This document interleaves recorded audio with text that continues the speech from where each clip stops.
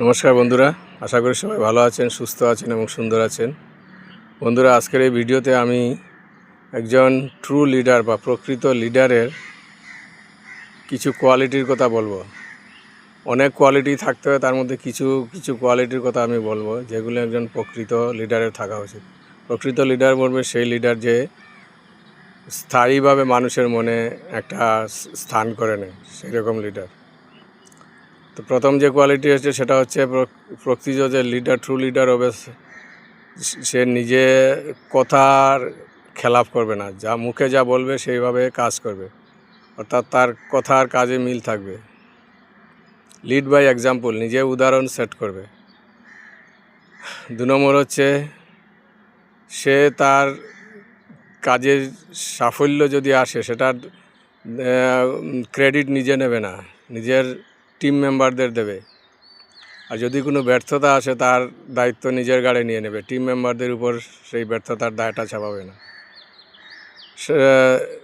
3 নম্বর হচ্ছে প্রকৃত লিডারকে সার্ভার হতে হবে, মানে সেবার মনোবৃত্তি নিয়ে কাজ করতে হবে। কেউ আমাকে বস পাবে, আমি সবার সর্দারি করব, এরকম মানসিকতা নিয়ে ট্রু লিডার হওয়া যায় না। True leader is a server. আর একটা বড় কোয়ালিটি হচ্ছে true leader is a shock absorber. যত নেগেটিভিটি আসবে, যা কিছু বিপদ আসবে, সব কিছু নিজে গাড়ে নিয়ে টিমকে সেটার থেকে মুক্ত রাখার চেষ্টা করবে, অর্থাৎ নিজে একটা ছাতার মতো কাজ করবে বা বট গাছের মতো, মানে টিম মেম্বারদের আর সব বিপদ আপদ থেকে আগলে রাখার চেষ্টা করবে।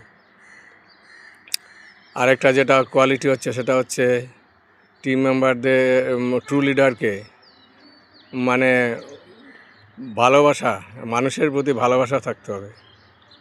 যদি নিজের মধ্যে মানুষের প্রতি ভালোবাসা না থাকে তাহলে ট্রু লিডার হতে পারবে না।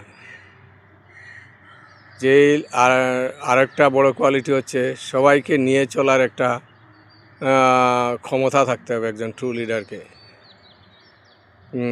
এবং যদি সেটা করতে পারে তাহলে সবাই তাকে ভালোবাসবে। যেমন আমাদের প্রাক্তন প্রধানমন্ত্রী অটল বিহারী বাজপেয়ী, উনি ছিলেন একজন ট্রু লিডার।